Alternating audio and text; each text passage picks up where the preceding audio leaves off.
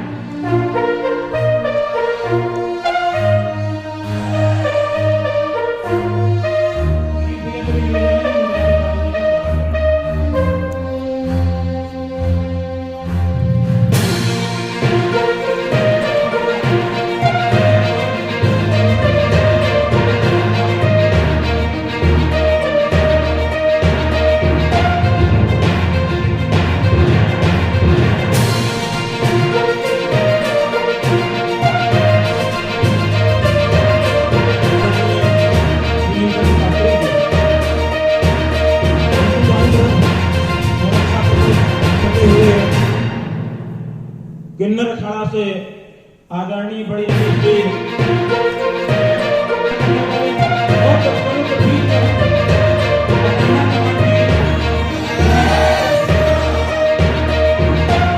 स्थान ग्रहण करेंगे और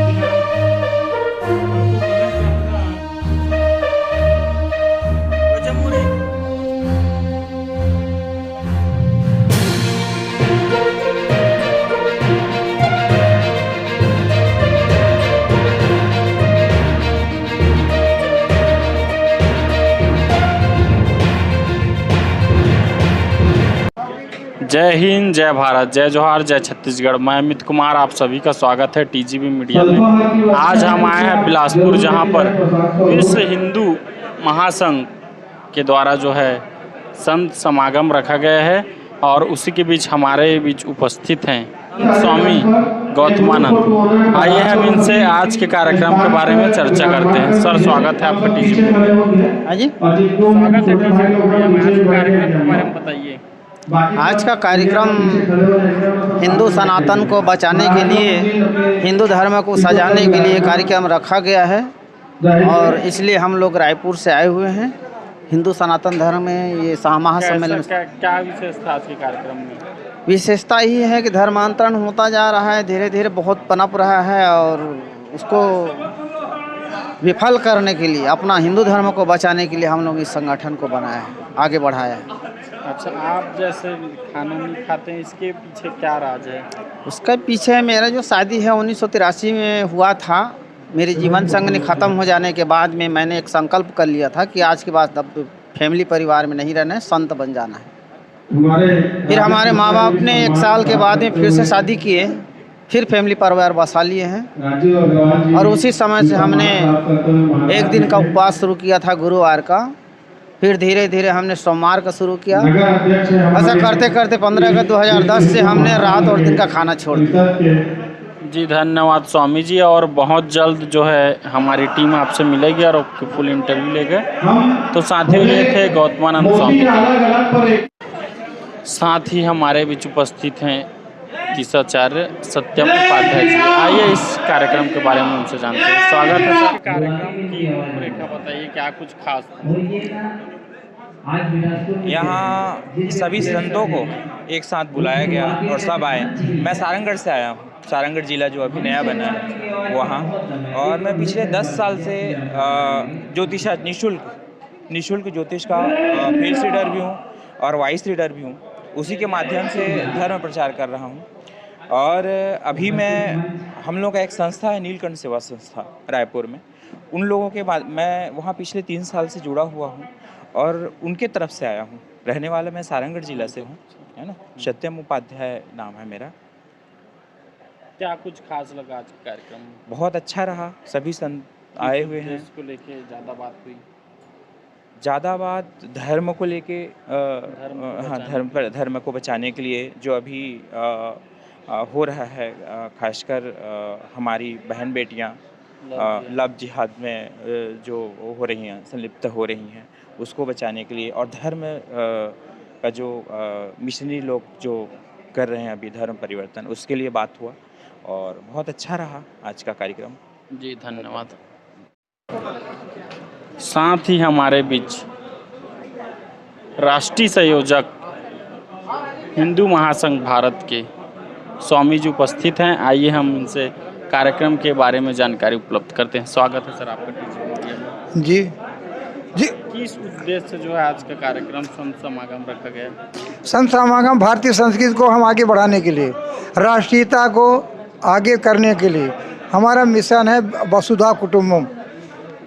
दुनिया एक परिवार है और उसी को हम बढ़ाने के लिए विश्व हिंदू महासंघ है और हमारी सनातन संस्कृति को आगे बढ़ाने के लिए, वैदिक संस्कृति आगे बढ़ाने के लिए हम लोग काम कर रहे हैं विश्व हिंदू महासंघ। मुख्य उद्देश्य और मुख्य कार्य क्या है आपका? जो सामाजिक समरसता हिंदुत्व का प्राण है, हमारा मुख्य उद्देश्य है और उसी के लेकर हम चलते हैं। दुनिया वसुधा कुटुंबम, दुनिया को सभी लोग एक कुटुंब के बंधन में बांधने के लिए हम काम करते हैं।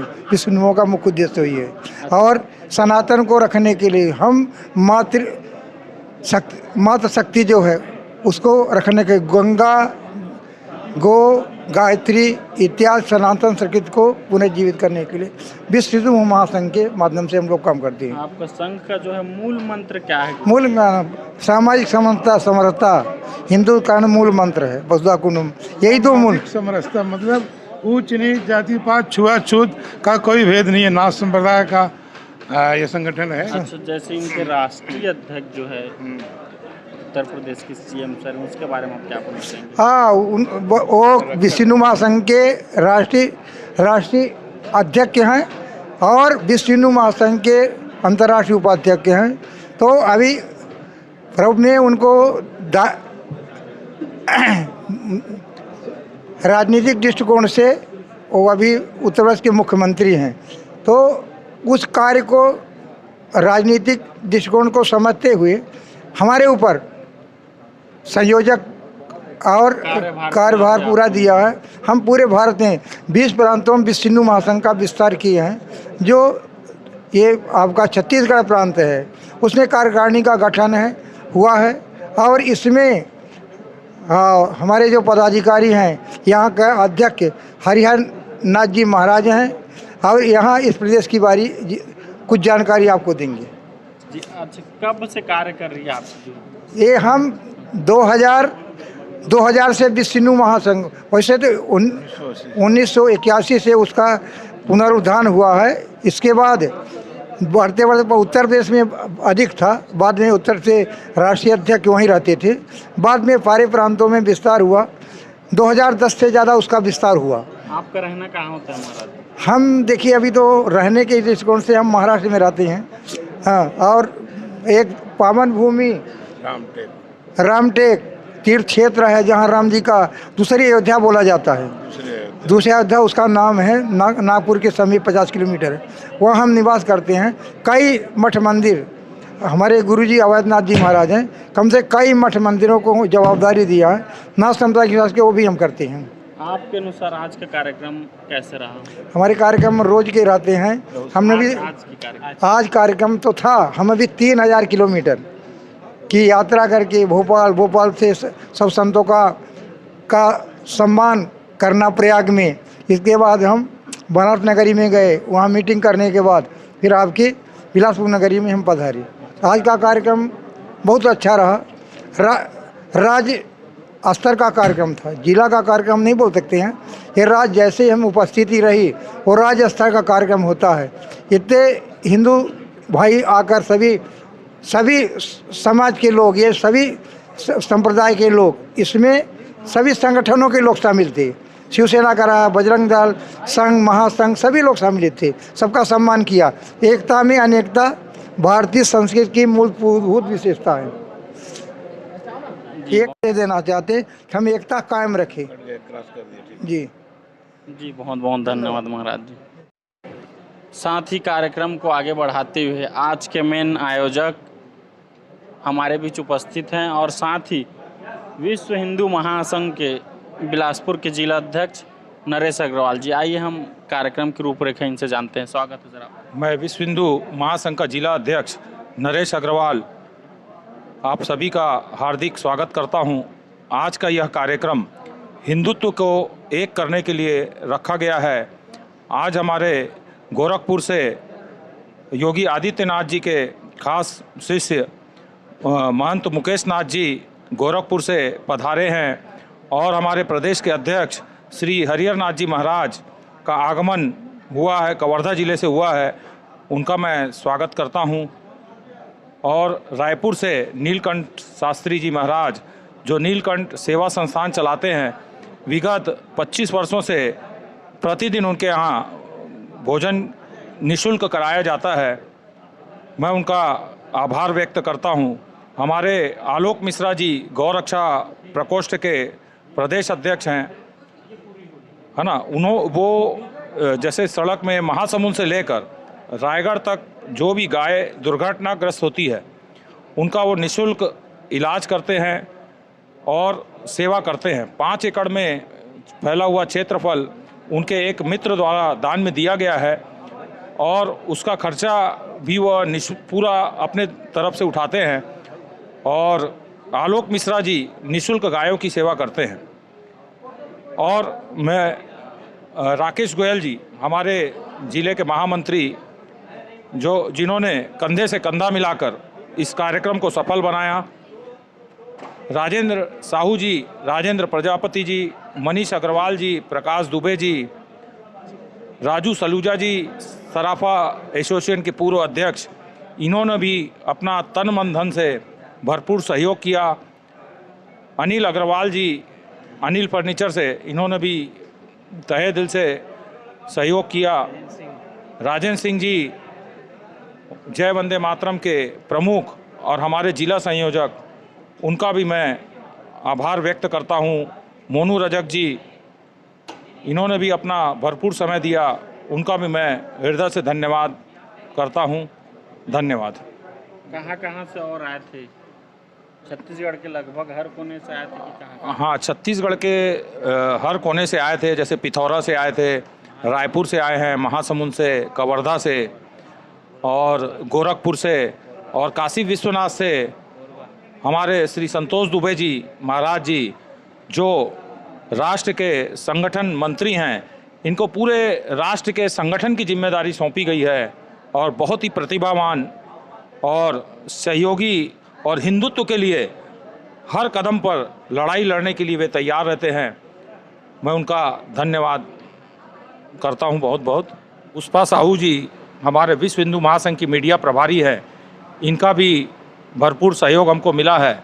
भीड़ को इकट्ठा करने में इनका भरपूर योगदान रहा है। मैं आगे श्री राजेंद्र प्रजापति जी को आमंत्रित करता हूं कि वो भी हमारे विश्व हिंदू महासंघ के बारे में कुछ 2 शब्द बोलें। स्वागत है सर आपका। कैसा लगा कार्यक्रम? क्या कुछ खास हुआ? क्या किस उद्देश्य से लेकर जो है आज का कार्यक्रम किया? विश्व हिंदू महासंघ का एक ही उद्देश्य है कि हम सभी हिंदू भाई एक होके चलें। और मैं आज आपकी मीडिया के थ्रू एक ही चीज़ बोलना चाहता हूँ कि जितने हिंदू हैं हम लोग सब एकजुट होकर रहें, क्योंकि हम लोग बहुत ज़्यादा कई गुट में बट चुके हैं। और चाहूँगा कि सभी आपके माध्यम से कहना चाहूँगा कि सभी एकजुट होकर चलें और एक हिंदू राष्ट्र का निर्माण करें। जी, राजेंद्र प्रजापति जी, बहुत बहुत धन्यवाद सर आपका। साथ ही हमारे बीच विश्व हिंदू महासंघ के राष्ट्रीय संगठन मंत्री आचार्य संतोष दुबे जी उपस्थित हैं। तो आइए हम कार्यक्रम को आगे बढ़ाते हुए इस कार्यक्रम की जो है रूपरेखा के बारे में जानकारी उपलब्ध करते हैं। सर स्वागत है आपका। जी धन्यवाद।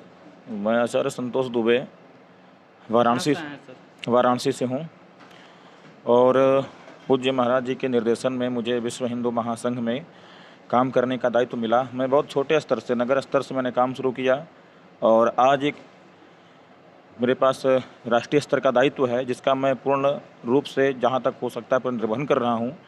इसके साथ ही में जो हमारा अंतर्राष्ट्रीय कार्यालय नेपाल है विश्व हिंदू महासंघ का, उस नेपाल और भारत के बीच में संगठनात्मक गतिविधि जो भी होता है वो मैं ही देखता हूं।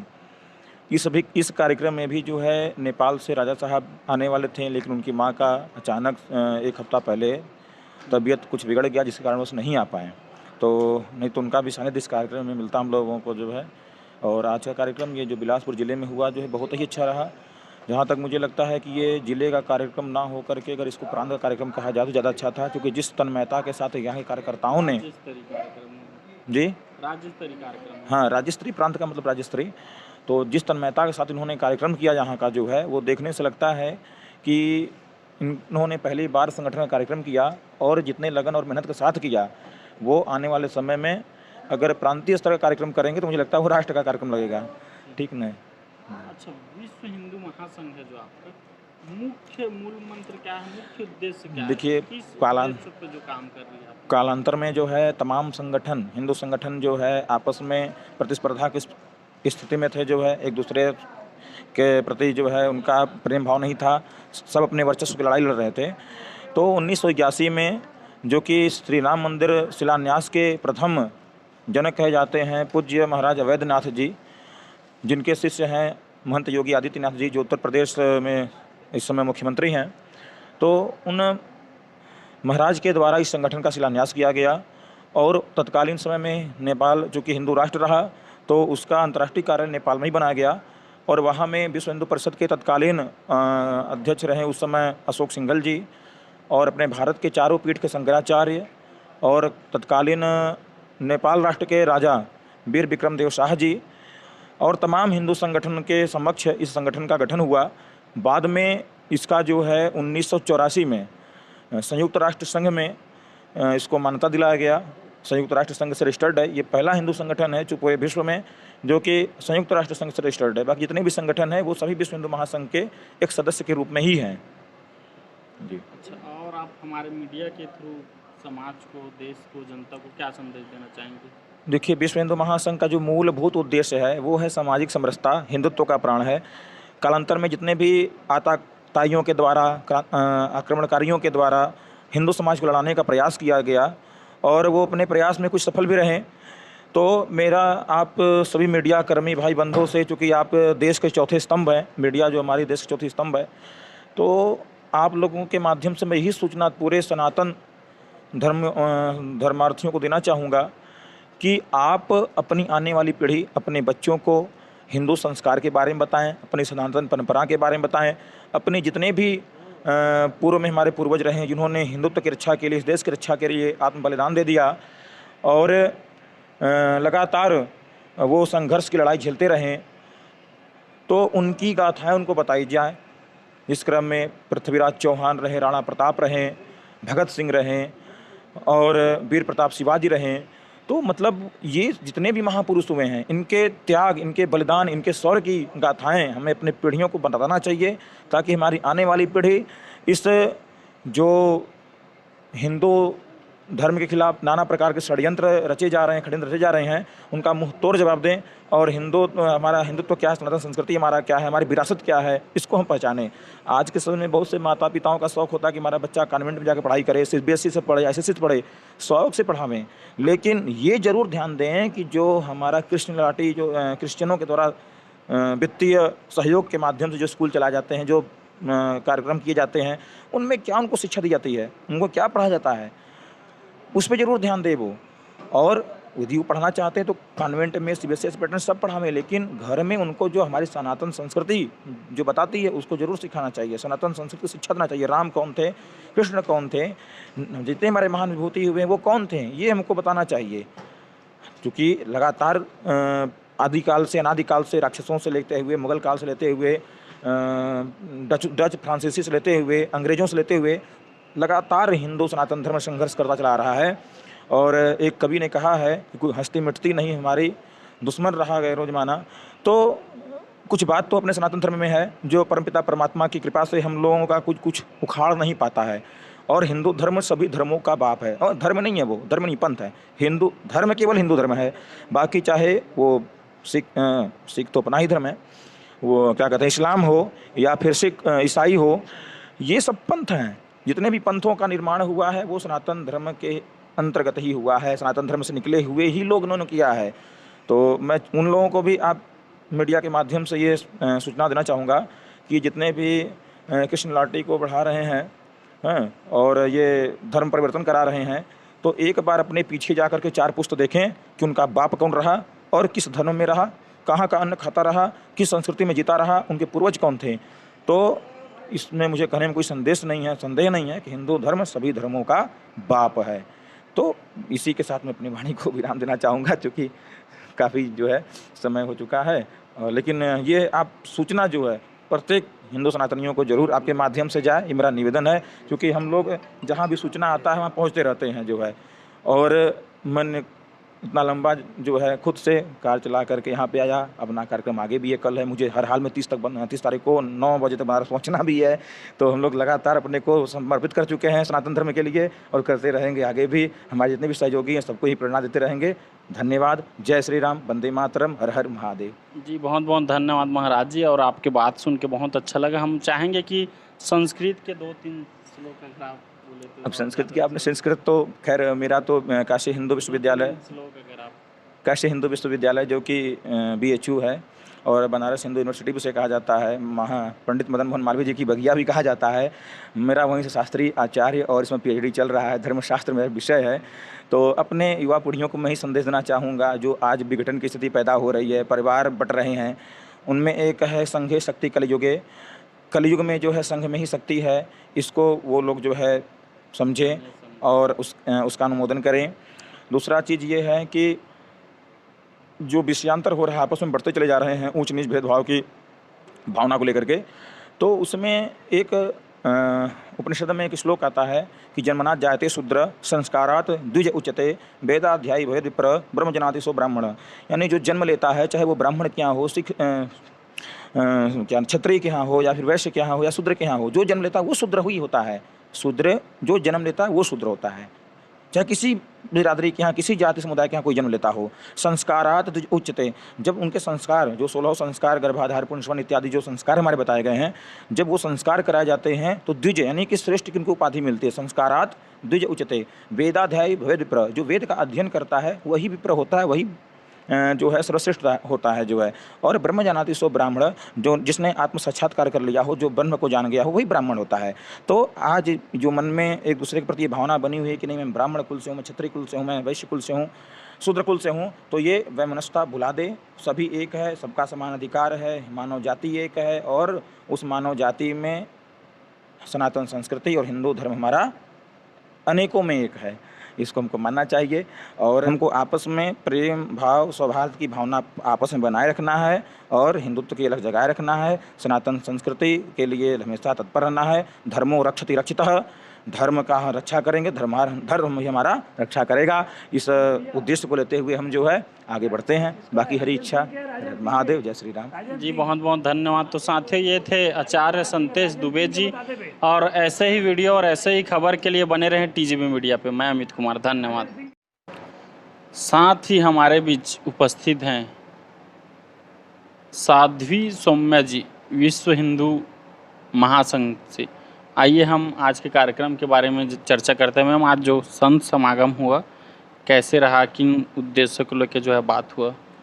विश्व हिंदू परिषद के बैनर तले पे हो रहा ये कार्यक्रम बहुत ही सराहनीय था, जिस पे कि हमारे बहुत प्रदेश के साधु संत यहाँ पर मौजूद थे, जिसमें से मैं एक साध्वी सौम्या अपना नाम लिखती हूँ। जो आप किस पदभार में हैं? मैं संत महासभा, और पहले मुझे उपाधि मिली थी संत महासभा से, और मैं नीलकंठ सेवा संस्थान से जुड़ी हुई हूँ, जिसमें मुझे कि महासचिव का पद दिया गया है अभी नारी सशक्तिकरण के लिए, जिस पे मैं कार्यरत अभी कुछ टाइम से कर रही हूँ। और अभी इसको मैं हिंदुत्व के लिए भी करना चाहती हूँ, ताकि हम सारे जो भारत के लोग हैं, जो एक संप्रभुत्व संपन्न जो भारत के लोग कहा जाता है हमारी संविधान की भाषा पे, तो मैं यही चाहती हूँ कि एकजुट होकर के सारे हिंदू अपना जो सनातन धर्म है उसको आगे ले जाकर कुछ कार्य करें। ऐसा किसी को पद की, किसी को किसी भी चीज़ की आवश्यकता नहीं होनी चाहिए इसके लिए। बाकी पद भी ज़रूरी है, क्योंकि पद हो तो फिर अपनी एक डिग्निटी बनी होती है अपनी, तो इसीलिए मैं यही कहना चाहूँगी। और क्या कुछ खास हुआ आज के कार्यक्रम में? किन मुख्य उद्देश्य, किन बातों पर लेकर जो चर्चा हुई? हमारे हिंदू संगठन विभिन्न प्रांत के जो बहुत सारे हिंदू संगठन यहाँ पर उपस्थित थे, उनको एकजुटता से बांध कर रखने के लिए यहाँ पर बात की गई कि सभी लोग एक हो करके कार्य करें, क्योंकि अलग अलग संगठनों के द्वारा अलग अलग कार्य किया जाता है, वो अलग अलग ना हो करके सिर्फ एक हिंदुत्व के लिए कार्य किया जाए, जिस पे कि सभी मिल करके एक अच्छा सा उदाहरण पेश करें हमारे भारत देश में। और हमारे मीडिया के थ्रू से आप आम जनता, सामाजिक संगठन और समाज, प्रदेश को क्या क्या संदेश देना चाहेंगे?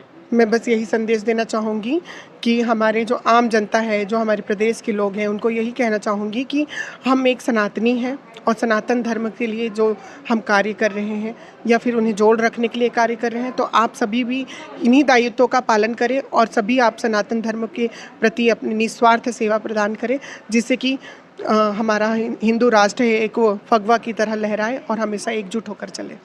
जी बहुत बहुत धन्यवाद मैम आपका। LIC, जिंदगी के साथ भी जिंदगी के बाद भी।